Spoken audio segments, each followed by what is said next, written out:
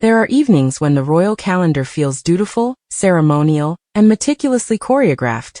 And then there are evenings like this year's Royal Variety performance, where the Prince and Princess of Wales managed to turn a grand state occasion into what very much resembled a discreet, perfectly polished date night. The difference, as always, lay not in what they said, but in what they allowed the world to see.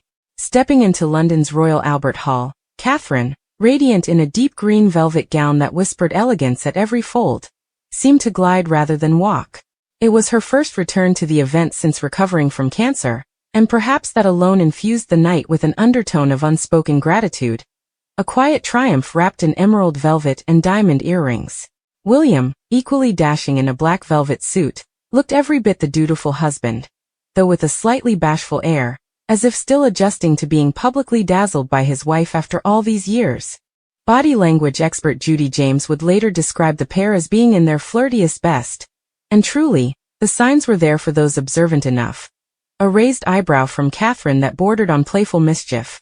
A puckered smile from William that suggested he was simultaneously amused, overwhelmed, and hopelessly smitten. One might argue that royalty rarely indulges in overt intimacy, but here was a masterclass in the delicate art of showing just enough. The couple's gestures were small, fleeting, yet impossibly tender. At one point, Catherine walked ahead to greet hosts, turning back with that signature glint in her eye. William responded instinctively with a hand on the small of her back, a gesture both protective and quietly grounding. For a couple who must navigate public affection with the precision of diplomats, these subtle exchanges spoke louder than any grand embrace could. Fans noticed and admired. It was the kind of affection that feels genuine precisely because it is restrained. Their presence also carried a renewed lightness. This was, after all, their 6th time attending the show, but the first since Catherine's recovery, a chapter the public witnessed with both concern and hope. That they appeared not merely well but joyful felt almost symbolic, a soft reassurance that life and love can indeed find its rhythm again. The evening's program offered no shortage of glittering performances: Paddington the Musical, Jessie J. Laufey, and the ever-energetic Madness. But the real show, at least for royal enthusiasts, unfolded before the stage lights dimmed. Even the freezing temperatures could not cool the warm rapport between the couple, as they stopped to chat with dignitaries, staff, and admirers. William's hand again found Catherine's back as they walked inside, a gesture repeated so naturally it seemed woven into the fabric of their partnership. And then came the moment with 9-year-old twins Emily and Olivia Edwards.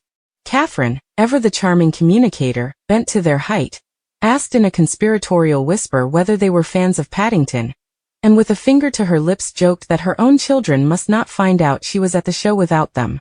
It was a moment that blended royal poise with maternal warmth, the kind of exchange that reminds the world why Catherine remains so deeply beloved. As they entered the royal box and trumpeters announced their arrival, the audience rose. And yet, amid the grandeur, the gold, the velvet, the ceremony, Catherine and William looked for a brief second like any couple settling into a long-awaited night out together. A glance, a smile, a shared joke. Small islands of intimacy in a sea of public duty. What made the night compelling was not the glamour, though there was plenty of that, but rather the sincerity beneath it. William and Catherine were beautiful, yes, poised certainly, but also unmistakably human. They showed the world only a sliver of their private affection. And that sliver was enough. Enough to charm, enough to reassure, enough to remind us that behind the titles and traditions lie two people who still find joy in one another's presence.